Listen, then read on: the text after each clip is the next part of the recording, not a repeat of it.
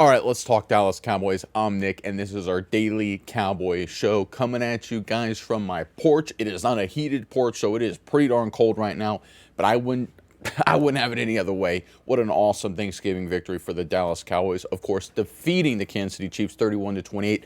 A lot of interesting stuff to dive into when it comes to this game and some good stuff coming to the Cowboys after the game. But let's get things started as we always do with a little stat of the day, a little palate cleanser, if you will. And I want to pull this up right here, courtesy of Brandon Laurie. He writes, per OptaStats, the Cowboys are the first team in NFL history, the first team to beat both of the previous season's Super Bowl participants in a span of 5 days or less. Brian Schottenheimer got his team ready to play. All right, so this is a fun stat. It's kind of cool, obviously. It's a victory stat, but it also speaks to how silly these kind of stats are. I love these statistics just because they're so bonkers. It's one of those things where it's like, this team is 14-0 on a Tuesday when the receiver catches 6 passes while the running back also had eggs for breakfast, right? It's one of those things where it's like, how often does this even happen where a team plays the previous 2 team Super Bowl participants within 5 days of each other, right? The Cowboys may be the first team in NFL history where that's even ever occurred, right? So it's one of those things. You can play funky things with stats and things like this, and it's cool and it's fun, especially after a victory. But does it really mean anything? Not really. All right, some other news that happened right before the game, actually. I think this is pretty cool stuff. This is courtesy of Josh Butler, obviously the young Cowboys corner looking to come back from injury.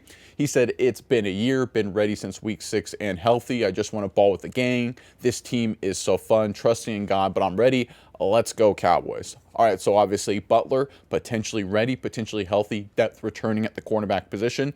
Obviously a position where that depth has been stretched at times this season. We had Carson, who missed Thanksgiving. Obviously, Revel's coming back from injury. Diggs on IR currently right now. So getting more reinforcements here for the rest of the year. Obviously, a great sign for the Dallas Cowboys. But without further ado, let's get into the game itself. Obviously, a massive Cowboys victory. I want to pull up the team stats. And I don't really do this, but I started Sunday against Philadelphia because there was a narrative going around that it was a crazy comeback. It was a great job of the Cowboys to pull that one out at the end. But the Cowboys were better than the Philadelphia Eagles on Sunday. The stats bear that out, and people who watched the game and then watched the film, as I did a film review of Tyler Booker, for example. He was better than Jalen Carter. Carter's a good player, but Tyler Booker won. The narrative continues against the Kansas City Chiefs. The Cowboys were better than the Chiefs on Thanksgiving. It wasn't a game where it was fluky. It wasn't a game where, there was an Amari Cooper 200-yard receiving day or something like that. The Dallas Cowboys, when it was all said and done, were just better than Kansas City.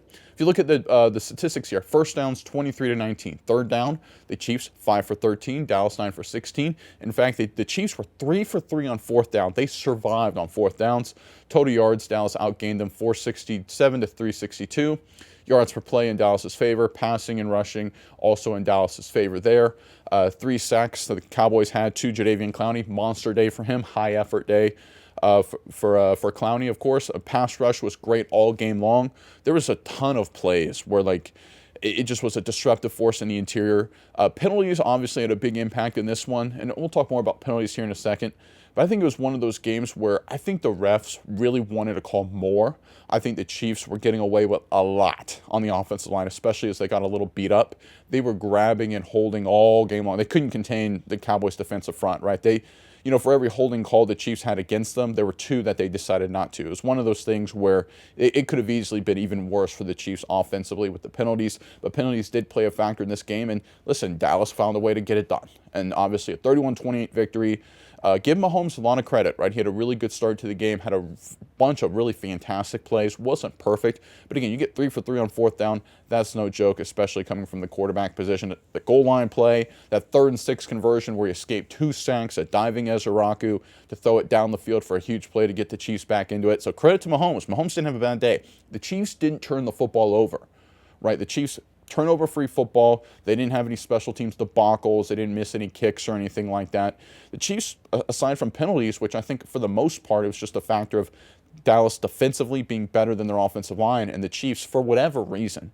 I don't understand why teams played Cowboys this way, but a lot of teams, especially if it's their style to play more man, just say, oh, we're going to body up in physical CeeDee Lamb and Pickens. Why? That's just silly. That's just, I mean, at a certain point, that's just arrogant because CeeDee Lamb, with his quickness and separation, he draws penalties like nobody's business. And Pickens, of course, with his physical nature, can make contested catches or draw penalties as well. And then you got Turpin, who's a speed demon, right? If there's a team you actually want to play a little more soft zone coverage, it's interesting. The perfect defensive coordinator for the Dallas Cowboys to go against would be Eberflus in terms of the opposition. Play a soft zone coverage, let the pass rusher get after it, limit the damage, make him be methodical. Because if you play physical against the Cowboys receivers, I mean, listen, you may win one game, you may get an officiating crew that is in your favor, but the reality is, guys, it's just the core is too good. You're going to get a lot of penalties called against you. That's what the Eagles say. Oh, we're going to play man on man. Okay, that's great. Vic Fangio, cover one, right? A lot of that kind of looks. Hey, that's great. A lot of penalties. Oh, Steve Spagnuolo, we want to blitz. We want to play blitz and match zone and some man on man. Hey, that's great. You're going to get a lot of penalties called on you. And listen, if you play that way stylistically in 2025, that's what's going to happen. But even with the penalties aside, the Cowboys were better. And it wasn't like they had, a crazy breakout performance. CeeDee Lamb was outstanding, bounce back game for sure. 3 straight third down conversions there in the first half. Obviously had that huge 50-yard catch coming off the goal line. Big play machine. Drew a lot of penalties. Pickens clutch down the stretch. Fumble was almost disastrous. How about Turpin with a monster day? Couple big receptions, nice run there. Again, out of running back position, a 20-yard run. Also some speed sweep action, but the hustle to recover the fumble, A-plus play from Turpin. Again, guys, little things matter. The Cowboys showed it. No sacks for the offensive line. Wasn't perfect for the offensive line, but no sacks. Prescott was outstanding. I have no idea why Steve Spagnuolo said, listen, we're going to blitz at quarterback in Dak Prescott, who is really, really good against the blitz, against a receiving core that is really, really good at beating the blitz. That includes guys like Ferguson, of course, running backs out of the backfield. I have no idea why they kept doing that. It was one of those weird decisions from Spagnuolo's perspective. And sometimes when you get these veteran defensive coordinators, Spagnuolo, Fangio for Philadelphia, and even Eberflus for Dallas, we've seen this too, get a little arrogant, right? They're like, this is how we're going to play. This is what won us in 2014, or this is what beat the Raiders this year, whatever. And it's just the arrogance comes out against teams that know how to beat it. And listen, the Cowboys were ready. Now, I will say, through the first half, one of my thoughts that I had was that this is an advantage on short weeks when you have a veteran team in the Chiefs and a coaching staff that's been there for a while, because they had some new looks. They had a bunch of exotic blitzes. They had a couple, the reverses, speed sweeps, a lot of different, play actions, quick throws with some different personnel packages and motions. And it was like, okay, this is what happens when you have a veteran team that's been together with the coaching staff for a very long time. Quarterback's been with the OC for a long time, right? All those kind of things. Is that the short weeks, you can do a lot of things in terms of game plan and preparation, because you've got a bunch of guys that have been together and know how to play. Right, obviously Kelsey, offensive line for the most part, although the Chiefs got banged up on the offensive line. The Cowboys got banged up in the secondary. That's the thing with these Thursday games. Everyone gets banged up. It becomes a war of attrition and a war of effort. Of course, the Cowboys came up on top there. But listen, these short weeks, man, they favor the veteran staffs. They favor the guys that have been there before. And give credit to the Dallas Cowboys for overcoming that early wave of Kansas City. And listen, Prescott, that was an awful pick to start the game. Listen, Spagnuolo got him. Got him there. Again, veteran defense, veteran defensive coordinator, but the rest of the game completely belonged to number 4. In terms of running the football, again, not perfect. Williams, less than 4 yards per carry. Big play, though, of course, Malik Davis, a few big carries from Turpin. Listen, the Cowboys, in terms of stopping the run, they gave up a couple scrambles to Mahomes, which weren't great. They gave up a reverse for about 20 yards. But outside of that, I mean, okay, stopping the run, not great, but okay, good enough. And listen, you certainly take it, right? Again, this is a team that has certainly turned on a dime, 3 straight wins, and they find themselves in a great position after Thanksgiving. Again, just with momentum and energy, a lot of football left to go this season. This is look, it's exciting, guys. It's fun. I mean, I talked about the win against Philadelphia and say, listen, we need to enjoy this, right? Because you don't come from behind victories like that, but then beat the Chiefs 4 days later. This should be a very good Thanksgiving weekend for so many of us. This has been an enjoyable game. Enjoyable stretch, excuse me. And look, you look at this game, and I kept trying to think of a moment, like an image in my head of the Cowboys. Well, there was Pickens, yards after catch, CeeDee Lamb, 50-yard play, Malik Davis, 40-yard run, Turpin, effort play, Clowney, effort play. And the one thing that kept just jumping out to me was that word effort. Right? There wasn't a moment. There wasn't just one player. It was a bunch of guys playing hard with a bunch of effort and finding a way to get it done. And listen, great job by the Cowboys getting their 3rd straight win. All right, here. really cold out here, guys. I apologize. Gonna drink a little coffee here to try and warm up just a little bit. Oh boy. All right, let's get into some more news. So this was sort of an interesting undercurrent. Calvin Watkins reported, and I'm sure a lot of you guys noticed, DaRon Bland was not on the field to start today's game. Excuse me. This was kind of interesting, right? There was some reporting before the game that Shawnee was benching a player very similar to Pickens Lamb in Vegas. Was it Bland? There's been no reporting on that. There was some issues, maybe injuries. Did he tweak himself in pregame warmups? Kalen Carson was out. He did try to go through pregame activities. He wasn't good to go. Hopefully he'll be ready against Detroit. They'll need him against a very good Lions passing attack. Secondary was stretched. They were beat up. Bridges played a lot of football. Revel stepped up and played a lot of ball as well. I mean, they had injuries. Malik Hooker, I think, at times had to leave the game. Again, the war of attrition, guys. Chiefs had a couple offensive linemen had to leave. The Cowboys had a couple guys in the secondary leave. It became one of those games. I love Thanksgiving football, don't get me wrong, but I am not a fan of Thursday games after playing on Sunday, just because you get these weird matchups and weird games where you're like, okay, one team's playing their fifth corner, one team's playing their third tackle. I mean, we had a weird game, I think, on Thursday Night Football earlier this year between the Texans and the Bills, where it was basically, both teams, I think, were every other play a guy was dropping with cramps or a muscle pull or something like that. And it's just like, okay, it's going to be whoever can just get out of here, who can survive. And it was looking that way a little bit for Dallas, of course. Kansas City got beat up too, but it kind of stabilized there for a little while. But of course, the injury to DaRon Bland, he did return to the game. It's hard to tell how serious it was. There didn't seem to be anything that jumped out as extreme concerns. Revel got hurt or had to leave the game briefly. I think that was an adjustment with the knee brace is how it was reported, so it doesn't look like anything too bad there. Nothing on Malik Hooker yet. Marquise Bell had to play a lot of football, and I think he played his best game so far, stepping up. So I give credit to Bell. I've been very critical of number 14, but he stepped up with a couple really nice plays there down the stretch. Bridges, again, rookie 7th rounder. He's a depth guy at this point. Good bringing Butler back whenever he's ready, just so that way he could step into the fold. Nothing against Bridges, but there was a period there when Revel left the game and Bland had some injuries where it's like, listen, they're one more injury at corner away from basically being stuck, right? They're basically going to be putting out, C.J. Goodwin or Ballantyne or something, a practice squad elevation against the Kansas City Chiefs, which obviously would not be ideal. But when it comes to the Bland situation, this is going to be something to keep an eye on for sure. Because he was not a guy that was hurt coming into the game. So if the Cowboys benched him because of some injury concerns, that would be a violation of NFL rules. So I don't think this was an injury concern thing. I think this was a statement from Shawnee one way or the other. I have no idea what it was. We'll have to see if there's anything that comes from that. It's not near the same headline grabbing as, of course, Pickens and Lamb going out to dinner and drinks Sunday night before Monday Night Football against the Raiders. So we'll have to keep an eye on this. It's hard to me. This may be just something Bland did minor. Maybe was late to a meeting or something like that. A very Tom Coughlin, Bill Parcells kind of disciplinarian approach. And listen, if that's the case, there's nothing wrong with that. Bland did play. He did get a little nicked up, but he, coming in and out of the game down the stretch. These Thanksgiving Day football games, you get those kind of injuries. They get a week off before Detroit. So we'll see what happens out of the Dallas Cowboys when it comes to the cornerback position. But they're a little beat up. There's some question marks right now with how things are going. It's something to keep an eye on. But DaRon Bland, this is something, if he was benched for a team violation, it'd be very surprising to me. Disappointing too, because by all accounts, all reporting, he's been a team first guy. But maybe just made a mistake. Maybe just overslept or something like that. Maybe it was, I don't want to bury the guy until we get more information. But this is definitely something to keep an eye on, because you have your best defensive back by far. DaRon Bland's your best defensive back. It's not even close. Now, I know we like Revel. He's a guy coming along, of course, young player. Stewart's done some good things. Safety position is not great at all. So, I mean, it's not like a high bar to clear in terms of being the best defensive back on this Cowboys defense. But if he was benched for, team violation, team rules, I tell you what, that would be very disappointing, because Bland's been a great leader in terms of how he's handled all the situations and the injuries and volatility. Something to keep an eye on as we go forward this weekend. All right, this next report. All right, let me get more coffee here, guys, before I freeze to death.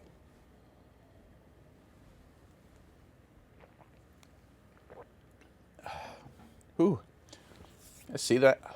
Breath. Gee whiz. Battling through, guys. Battling through. That's what the great ones do. Anyway, Field Yates. All right, so there's a play at the end of the first half. I'm sure a lot of you guys remember. It was Chiefs trying to get in field goal range. Mahomes scrambled, gets hit, actually gets sacked by Dante Fowler as he tries to throw it away. And the refs threw a flag, and they picked up the flag, of course, but they wanted to call roughing the passer, even though the ball was in Mahomes' hands on contact. No, no contact to the head or helmet area of the quarterback, no low hit. They ended up picking it up, which of course is the right call, 100%. But Field Yates here had a tweet about it, and I think it's really important to bring this up here. He wrote, "The fact that the ref even threw that flag is exactly why the fans get so frustrated by these calls. Not even close to a penalty, and the ref defaulted to throwing the flag. Glad it was picked up." Yeah, there are certain players in the NFL that get this protection. Mahomes is one, Brady was one, Josh Allen's another for the Buffalo Bills. Dak Prescott is not one. He's got his fair share of calls, but nothing nearly as close as number 15, number 7, and number 17 for the Buffalo Bills, 15 for the Chiefs. So when I look at this, what happened in that situation, the refs got it right in the end, but there was a second there, and I think the entire country, and I'm sure a lot of you guys were like, what the heck is this? What is going on? That's absolutely ridiculous. There are bad roughing the passer calls, right, where it's like, oh, that wasn't that late of a hit, or oh, that wasn't that hard, or oh, he tried to pull up, or oh, he barely glanced the side of his helmet, where it's like, technically it's a foul, but it's frustrating. That would have been the worst one of all time, because it was a clean hit, it wasn't a hard hit, and he hadn't even thrown the football yet, and the ref threw the flag. Now they picked it up. It was a smart move to make. They ended up calling a sack, so Fowler gets credit there in the stat sheet for a sack. So credit to number 13 there, stepping up, making a play. Another effort play, by the way. Effort was the story of the day for the Cowboys, like I already mentioned. But the reality is this is something that has come across with the National Football League with the quarterback position. Getting these calls wrong, they've gotten it wrong so many times. They at least corrected and course corrected here basically right after the play, which give credit to the officiating crew for getting it right. That's the most important thing, especially with something so egregious. Would have totally flipped the game, given the Chiefs at least 3 points instead of getting 0 points on a drive. Then the Chiefs, of course, would get the ball coming out the second half. So would have completely tilted the game in Kansas City's favor. They got it right in the end, but boy, there was a second there. And Field Yates, again, he put it absolutely perfect, where the entire country watching this game was like, you got to be kidding me. Mahomes gets that kind of protection. What can you do as a defense if you can't even touch the quarterback in his chest while he's outside the pocket and he hasn't even thrown the football yet, and he's clearly in the field of play? What can you do as a defense? And the answer would have been nothing. What you can do as a defense is just lose to Josh Allen, lose to Patrick Mahomes. That's what you can do. But the refs got it right, so all's well that ends well. All right, here. All right, one more sip of coffee here to finish the sucker out.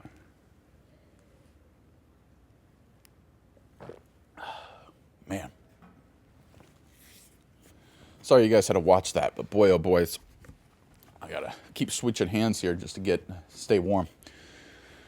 I tell you what, guys, one of the things about filming, and this when you're dealing with family and things like that, is it's not like it's a minor thing. It's not like a huge challenge or anything like that.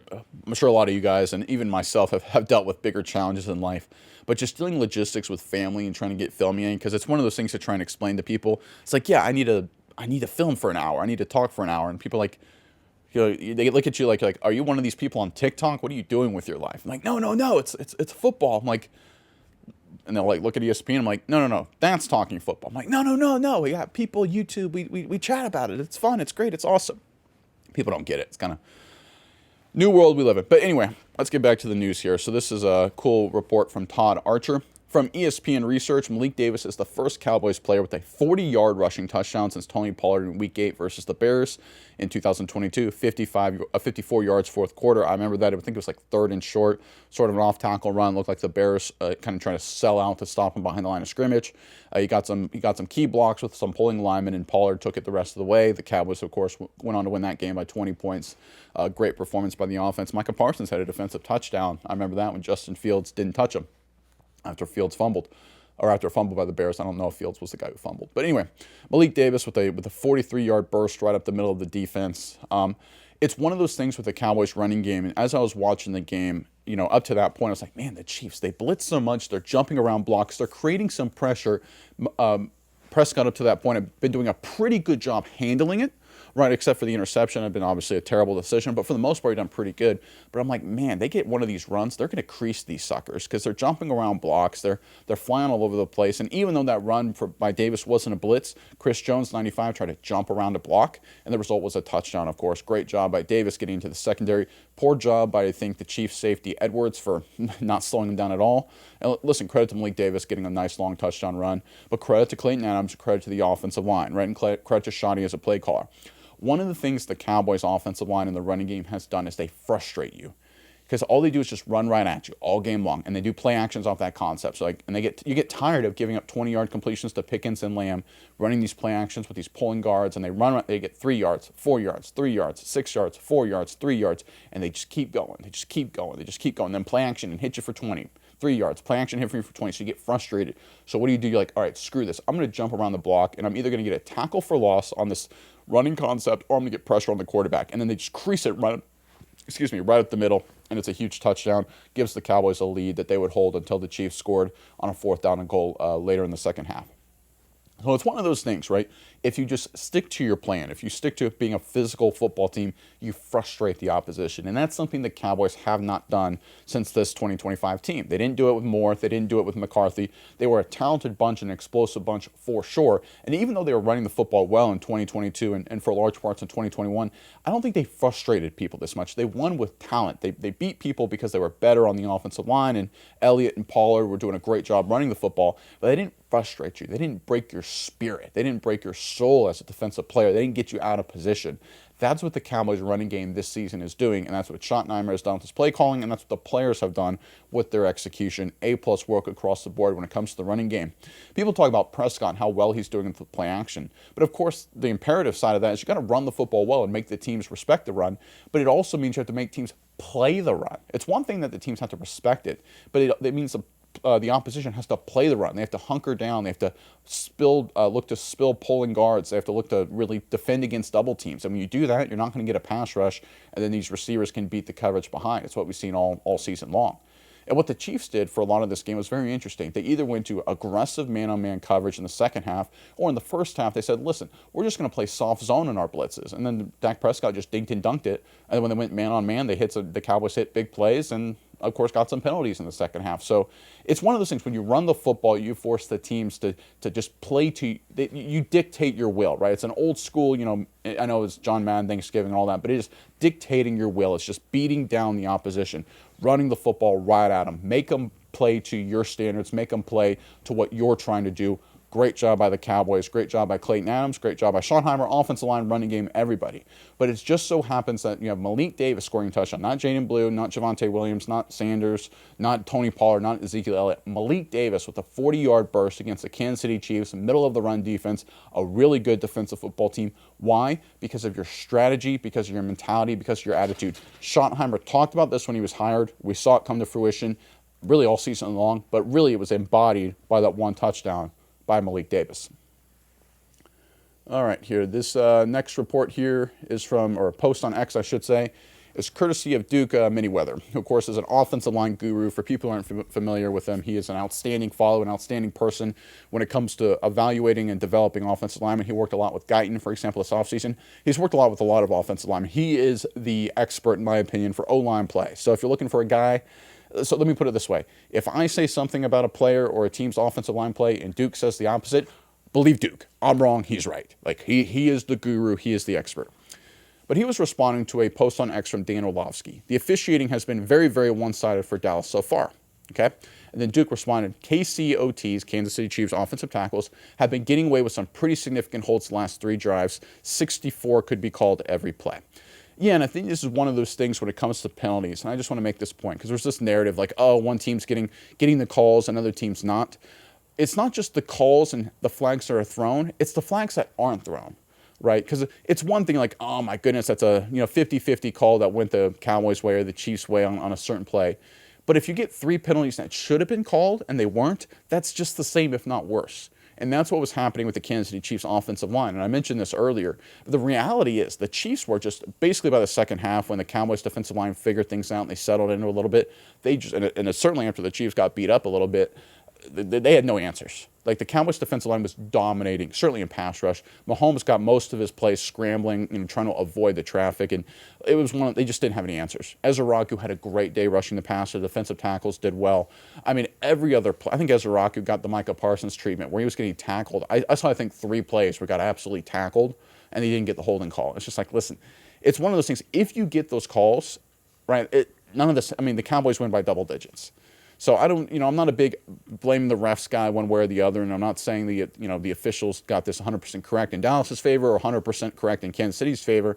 But I'm not a big believer for people saying, oh, the calls are one-sided, because you don't know what calls were missed. You don't know what calls weren't, the flags that weren't thrown, right? And that's just as important to me as the flags that are thrown, obviously, because if a guy gets tackled, if a guy gets held as a defensive lineman, and the quarterback completes a 12-yard pass, all you see is, oh, quarterback completed a 12-yard pass, 1st and 10. When in reality, it should be 1st and 20 or whatever, 10 yards penalty from the previous spot. So I think Duke's got a great point here. And once again, he is the guy to follow, the guy to just pay attention to in general when it comes to O-line play. He is the expert. He is the guru. All right. Jeez. I don't know if you guys can hear that or not, but I got a neighbor putting on sprinklers in below freezing weather outside. So not a lot of great decision-making going on right now. But anyway, let's get into the comments, guys. So this was all from the Thanksgiving Day episode that I posted Thanksgiving morning. Thanks to everyone who watched that, by the way. Just going through some memory lane, talk about Cowboys Thanksgiving. So I just want to go through what people said, because I think there's a lot of really fun stuff here I want to highlight. B. Collects writes, my late father is the main reason I'm a diehard Cowboys fan. He took me to a game when I was young, and they still played at Texas Stadium.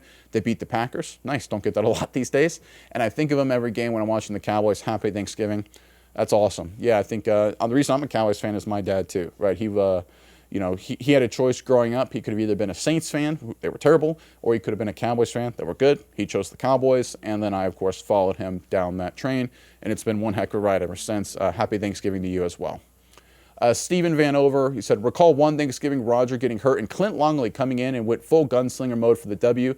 Of course, a week or so later, he sucker punched Roger, hit him from behind as he was taking his shoulder pads off in the locker room, telling everyone he was the better quarterback. He was traded to San Diego later that same day, presumably to save his life. Go Cowboys. Yeah, that's a great story. I've heard that one. I know a lot of people know that story. But what was it? Clint Longley, I think it was, I want to say 74 maybe? I forget, 73 or 74. I forget. I didn't watch it, of course. It was before my time. But it was they were trailing Washington and not playing well. I think they were down 16-3 and then 23-10. And Longley just gunslinged it and brought them back to win with Roger Staubach knocked out of the game. And I think one of the offensive linemen, I think it was John Nyland, said this, but I may be getting the name wrong, so fact check me on this. But he said after the game, we just witnessed the triumph of the uncluttered mind, right? And you had Clint Longley, of course, who was the exact opposite of everything. He was the exact opposite of Staubach, but the exact opposite of Tom Landry, right? Smart, cerebral, grown up, buttoned up. That's how he wanted his players. Longley, the exact opposite, just a gunslinger. Just go back there and sling it, right?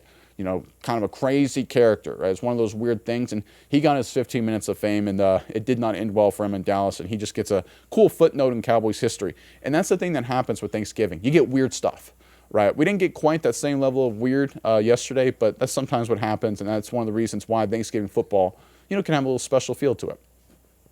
All right, it's Juma of 3231 writes, happy Thanksgiving, y'all. 2018 Cowboys versus Redskins with Zeke and Deck going into the Salvation Army kettle for your favorite memory. Yeah, that was kind of a cool game. That was the Amari Cooper game. That was a fun moment for the Dallas Cowboys. There were so many great games between Washington and Dallas at Thanksgiving for a very long time. Hopefully we get some more of them in the future. There were some good Giants games, I think, but they went the Giants heavy in 22 and then, of course, in 24. It's one of those things where the Giants just had a rough go of it a few years. Hopefully they turn it around. I mean, again, I'm not rooting for the Giants, of course, but I want to see the NFC East better, right? And this year, obviously Philly's still good. Dallas is above 500. They're kind of hanging around. Washington's kind of like Dallas last year, just beat up by injuries and just kind of regressing, older team. And the Giants, listen, I think they got good players. They just can't figure it out. So hopefully the NFC East becomes more competitive in the future, because there were some great matchups on Thanksgiving. A lot of them didn't go the Cowboys' way, by the way. RG3 beat Dallas, of course, comes to the forefront of a lot of people's minds. The Eagles have stomped Dallas a few times on Thanksgiving. I remember 2014 comes to mind specifically, 33-10. But getting these NFC East teams, mainly New York and Washington, playing better football. And I think the Commanders, they got some good players. They're just old. The Giants have some good players. They just can't figure it out. Could make it a very interesting division for the next few years. All right, Jerry Crow, 2066, right? My one and only visit to Texas Stadium was on Thanksgiving, 1995. Dallas won against the Kansas City Chiefs 24-12. Jerry Novacek made the play of the game, catching a pass and hurdling the would-be tackler to score from 33 yards out. Dallas never trailed, but it was a one-score lead before that play. Yeah, it was interesting. I think in '95, and you can fact check me on this. I think the Chiefs came into that game with like the best record in football, and it was sort of the a presumptive Super Bowl preview potentially. The Cowboys were playing good football, obviously, being the Dallas Cowboys in the 1990s. Chiefs, who I think only had one loss at the time. The Cowboys beat the Chiefs, and a lot of people felt, okay, the Cowboys now going straight to the Super Bowl for sure. But then they lost the next two games. The Cowboys then fell to 10-4.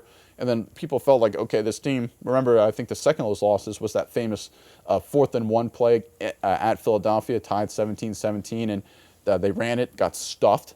But luckily for them, the play didn't count. I don't know if there was, I think, a timeout or a 2-minute warning or something. And so they got another redo at it, and they called the exact same play again, got stuffed again. And a lot of people said, okay, Barry Switzer's done. The Cowboys wasted this hire. The things are falling apart. But it just so happened that they got momentum. They beat the Giants and then smacked Arizona.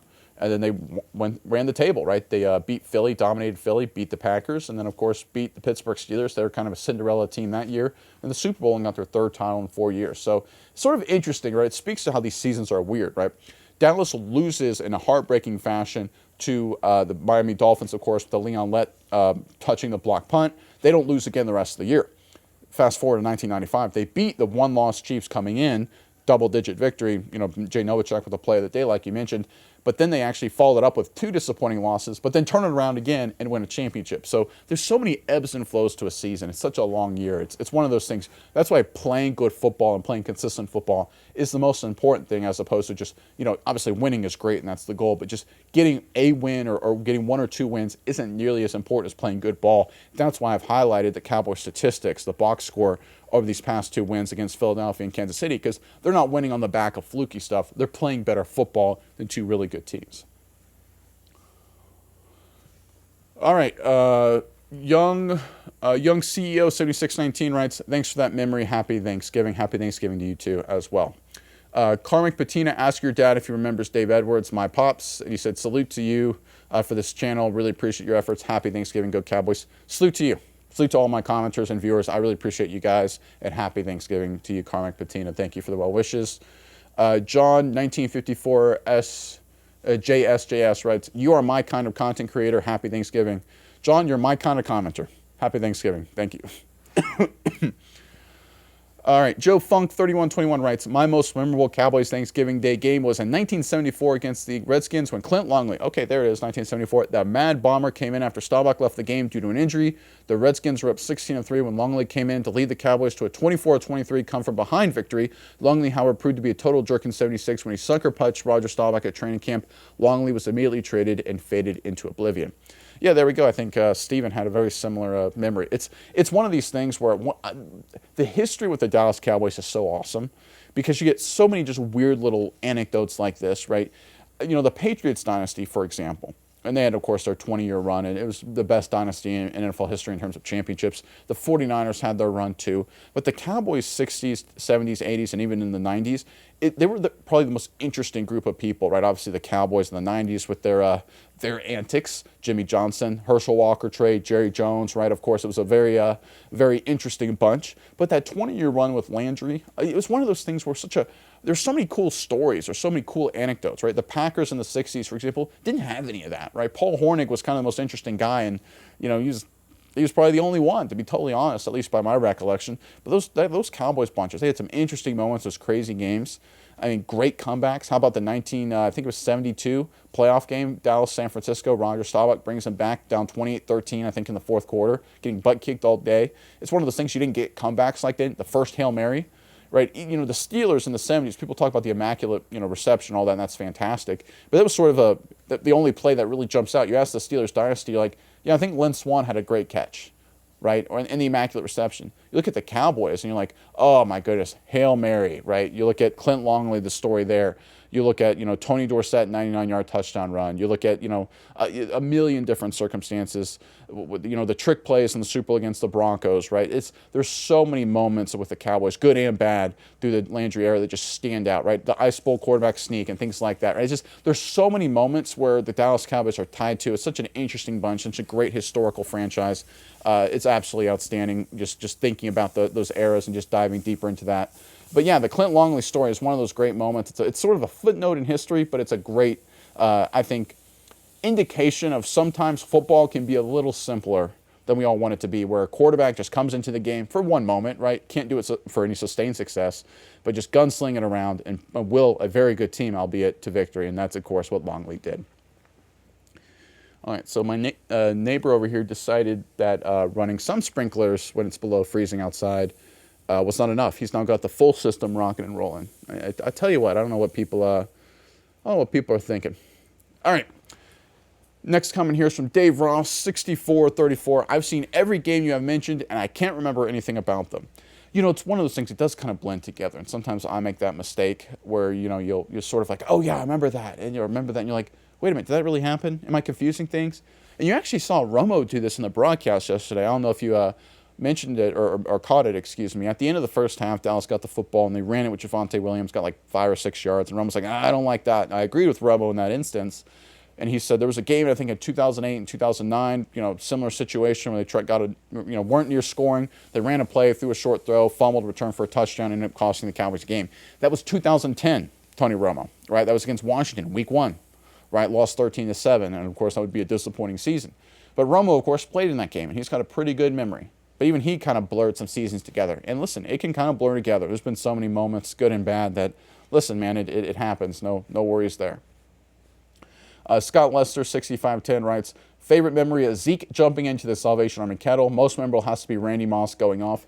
Yeah, again, sometimes the most memorable isn't the best, right? I remember RG3 on Thanksgiving having a monster game and being so frustrated, but he was absolutely awesome. I think it was his first touchdown that day against Dallas, like a 70-yard bomb from Griffin through. It was absolutely unbelievable. Randy Moss, that stat line, 3 catches, like a $160, 3 scores. Yeah, you know, absolutely awesome performance from an awesome player, even though it was against the Cowboys, and didn't end up well for America's team. Emmett is the GOAT, writes, Jason Garrett throwing for 300-plus yards and beating Favre off the top of my head, I think 1994. May have been 1995, but again, can take a fact check on that. Yeah, it was one of those moments that's just, again, Thanksgiving can get weird, right? That was a game where the Cowboys dropped a 40-burger on the Packers. The Packers were up, I think, double digits early, like 17-7 or something like that. Favre was great. Sterling Sharp had 4 touchdowns. He was a great player, of course. Favre's a great player. Jason Garrett comes into the game, goes off. Emmitt Smith went off. Harper, Irvin, right? It was one of those things. Pass rush did just enough to make some key stops.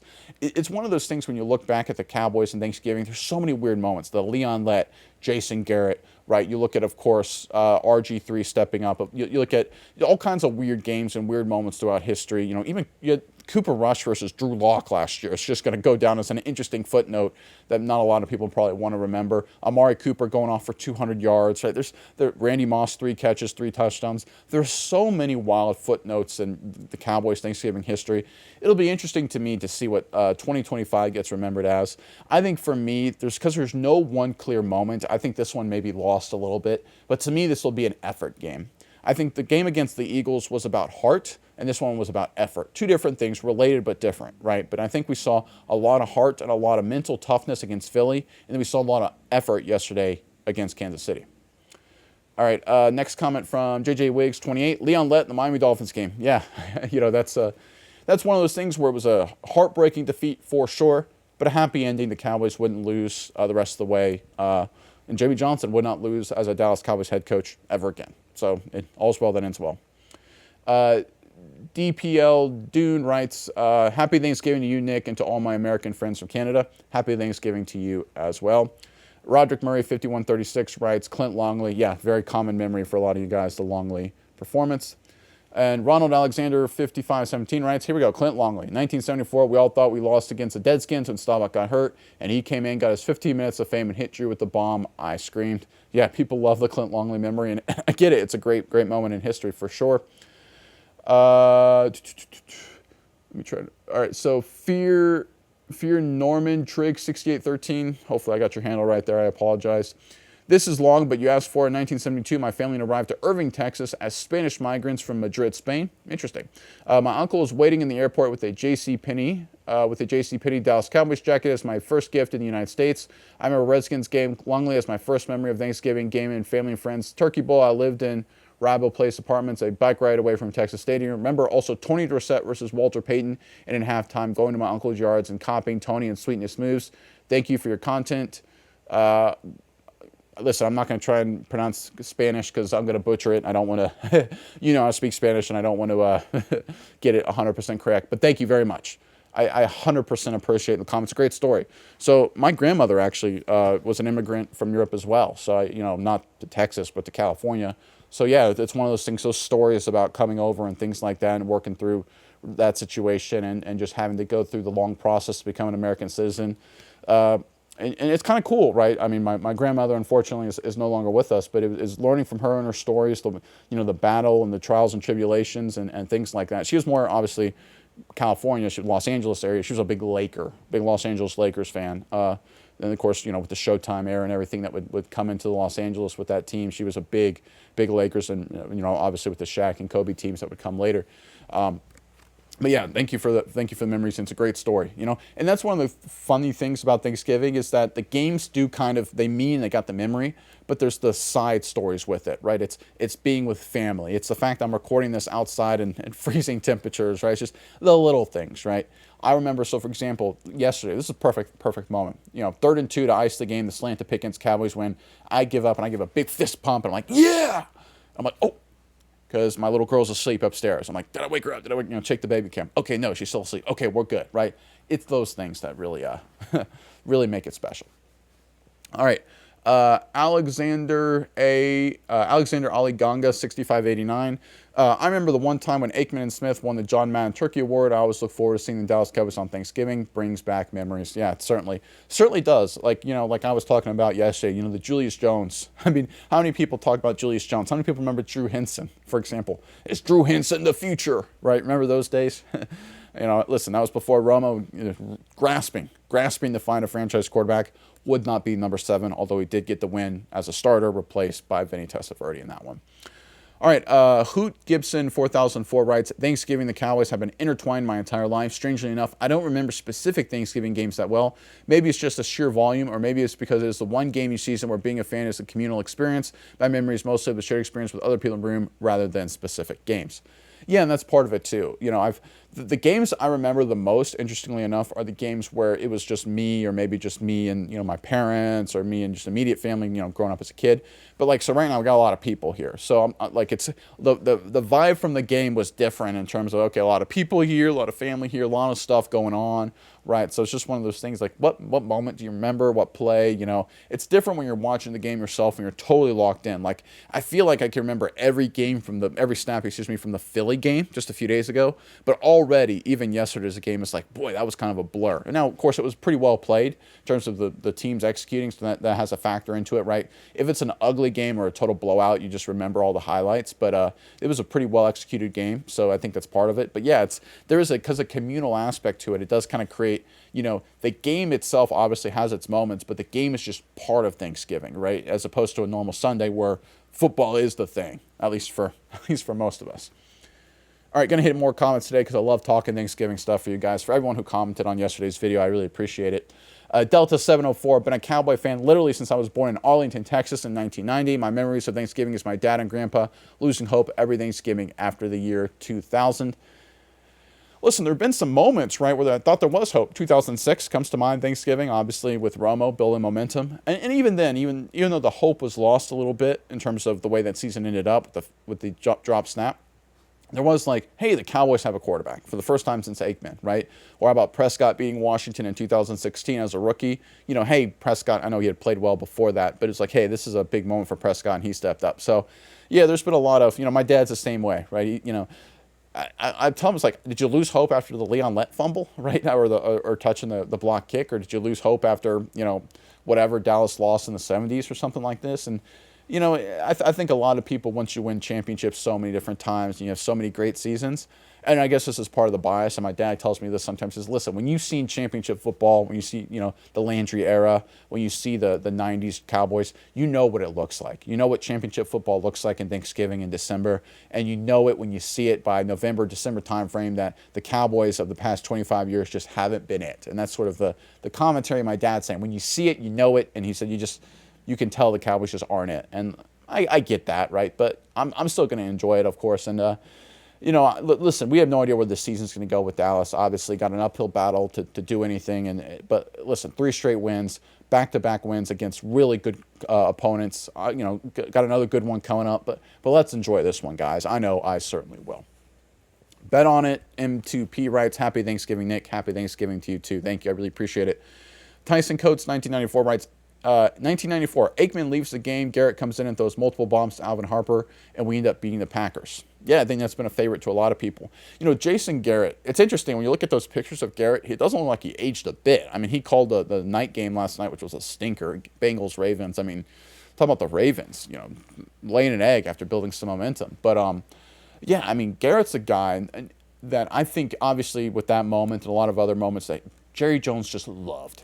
He was like, this is the icon of the Cowboys to be the next head coach. He really wanted Jason Garrett to kind of be like Shoddy is right now through, 12 games for Shoddy. Small sample size, of course, right? Garrett had some good seasons. But I think in terms of the vibes and the energy, he thought, and culture and play calling, he thought Garrett was the guy. And Garrett just could never be that guy as a head coach. But he will always have that Thanksgiving Day moment. Chris Steele, J5Q, Emmett and the Galloping Goblin. Yeah, that was hilarious. That's a great interview. Emmett Smith wins that award, and he's like, what is this trash? And then throws it away. It's one of those great moments, because the Fox Sports crew and all that, and the networks and the executives are like, great, we're trying to hype up this award, trying to, get attention, get players excited, and all this kind of stuff. And Emmett's like, listen, I don't really care. It's one of those great moments, great TV. And again, it just speaks to Thanksgiving and the cool stuff that can kind of happen. Frank Carr, 7029, writes, Clint Longley has to be number 1, although Leon's muff was also memorable. Yeah, those two came up a lot for sure. But thank you for the comment, Frank. And then finally, to cap us off today, happy Thanksgiving from 2309119. He says, happy Thanksgiving from Hawaii, brother. Look forward to SMI Cowboys show on the daily, win, lose, and even on holidays. Mahalas. Yeah, man. Hey, what's the weather like in this time of year in Hawaii? I'm going to sound really naive and really stupid here, but, like I said, I had some family in California, right? Family near Los Angeles, and it's freaking beautiful now. It's awesome. I would imagine it's very similar, obviously in Hawaii, but, what's it like? Does it ever get, right now where it's below freezing and I'm trying not to, have frostbite on my fingers as I get through the show. So again, but that's what the great ones do, guys. The great ones find a way to persevere. They find a way to get it done. But what's the weather like in Hawaii? I've never been, obviously, speaking out of total ignorance here. But I'd be very curious to see what it's like. I've got I got family in Florida and family in California, so they've got some good weather around there, of course, most of the year. But I'm curious what it's like there in the middle of the Pacific. But thank you for the comment, and thank you to everyone for viewing, commenting, as always. You guys were awesome. Happy Thanksgiving to everybody, and I truly, from the bottom of my heart, it means a lot to me that you guys, whether it was yesterday or any video you guys tune in to watch, whether you hate me, love me, whether you like it, whether you dislike it, whether you say mean things about me, whether you talk about how I'm ugly, I'm stupid, or I'm a genius, or I'm a great show, or whatever. I really appreciate you guys, and it means a lot because we're all part of the same sort of group here. We're all Cowboys fans. We all love America's team, and we all participated yesterday in one of the great traditions, not just in the NFL, but just in American sports. The Dallas Cowboys on Thanksgiving. I know the Lions play too, but the Dallas Cowboys on Thanksgiving is the biggest game, up to this point every year. And I know there's big marquee moments and things, but this is the moment everyone's eating Thanksgiving dinner, everyone's sitting down, and okay, let's watch the game. Let's watch America's team, the most popular team, a team that 90% of the country wants to lose and embarrass themselves, and where the rest of us are cheering just our hearts out as we do every single game. And so thank you for tuning in to watch me, whether it's today, yesterday, or whatever. It means a lot to me. And once again, happy Thanksgiving to all you guys. I will be here, of course, tomorrow again to bring you the news as I do every single day, all the latest comings and goings for the Dallas Cowboys. But until then, I'm Nick, and this is Saturday Morning Inspection.